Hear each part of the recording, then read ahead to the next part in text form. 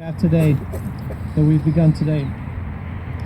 I wanted to say just a few words about the meaning of today, of May the 8th. First of all, it's a day to remember the victims, all those who died, suffered, were injured or displaced during the war. The poppy, as you have heard, has been adopted in Ukraine as a commemorative symbol of this event. This is an appropriate way of linking World War I and World War II and focusing attention on the war dead and on civilian suffering. In Ukraine alone, an estimated 6 million died as a result of the war, a number that includes close to 1.5 million Jews who perished in the Holocaust. It's fitting that first and foremost on this day we recall the loss of human life and the personal tragedy of each individual who is caught up in these terrible events. Many of the people present today, as we have already heard, are aware of deaths and sufferings in their own families and among friends of their own families. This is a day to remember and memorialize lost and damaged lives. But secondly, today is an opportunity to reflect upon the reasons for this conflict, one that drew into it almost the entire world in 1939. World War II began in 1939 with the invasion of Poland after the secret agreement had been signed between Hitler and Stalin to divide Eastern Europe. In the next 22 months, two aggressive totalitarian states, Nazi Germany and the Soviet Union, divided between themselves first Poland, then the rest of Europe. Hitler's war machine was supplied by Stalin with food and raw materials needed to circumvent the blockade imposed by the Allies. Stalin, as his part of the secret deal, invaded the Baltic states, western Belarus, Finland, northern Bukovina, and Bessarabia. These two powers broke all existing treaties, redrew state boundaries, and overturned the European order. It should not be forgotten that it was the Nazi-Soviet pact that allowed Hitler to invade France and conquer Western Europe. By 1941, all of Europe found itself under totalitarian rule. We should not forget that the war began in 1939 as a struggle against totalitarian rule.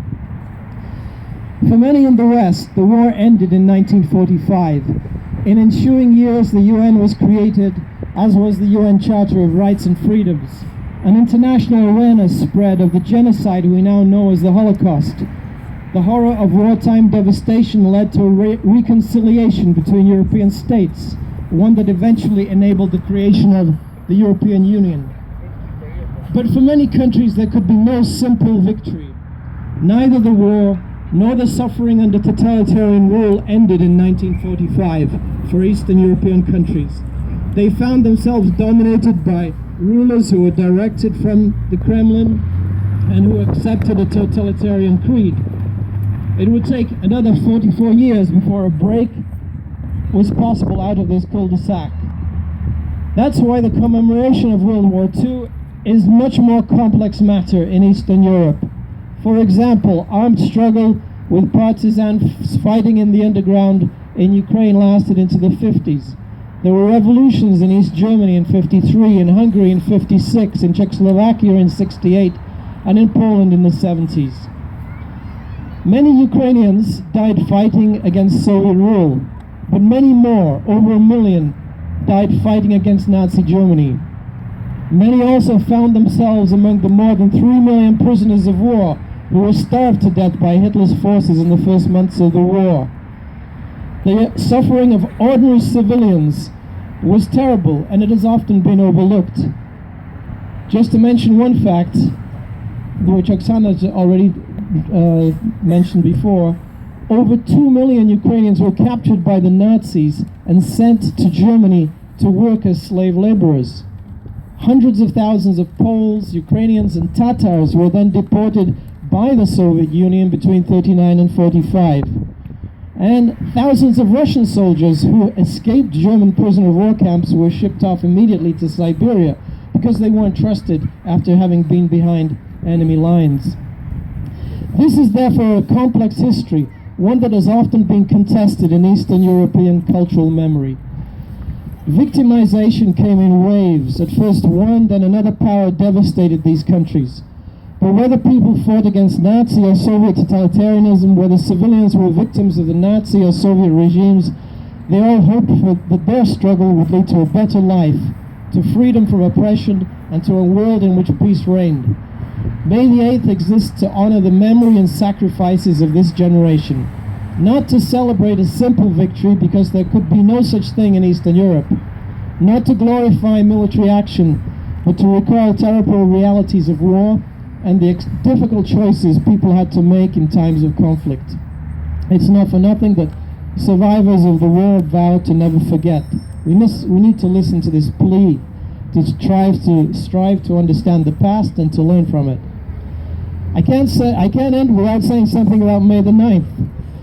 That day, tomorrow, will be marked in Moscow as a day of victory with a parade of military hardware and marching columns, with portraits of Stalin, who is once again being glorified in Russia and Russian-occupied territories.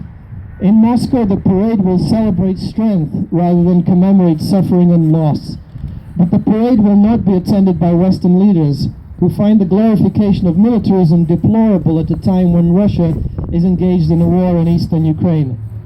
Make no mistake, the conflict in the Donbass is financed and organized by Russia, which is sending its tanks, weapons and soldiers and secret service personnel to oversee operations.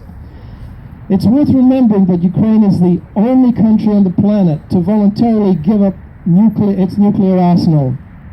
At the time it did so, 3 countries signed the so-called Budapest Memorandum, an offer to guarantee Ukraine's borders. Ironically, one of them was Russia. The other 2 were the USA and Britain.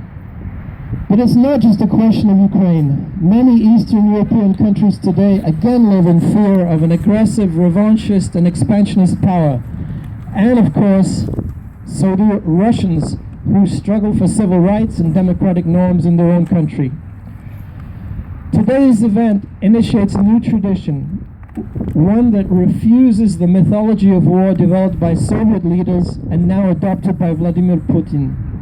It refuses to deny that the World War II began in 1939.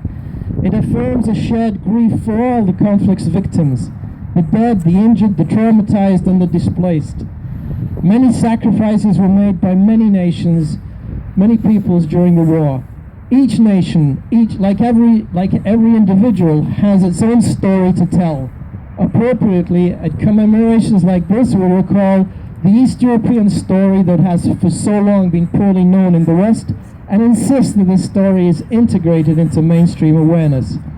And I think it is appropriate that here in Vimy Ridge Park, at the spot between 2 Canadian monuments, one dedicated to the First World War, one to the Second, we have taken a few moments out of our lives to remember the suffering of all the peoples who were victims of the Second World War and its aftermath. Thank you very much.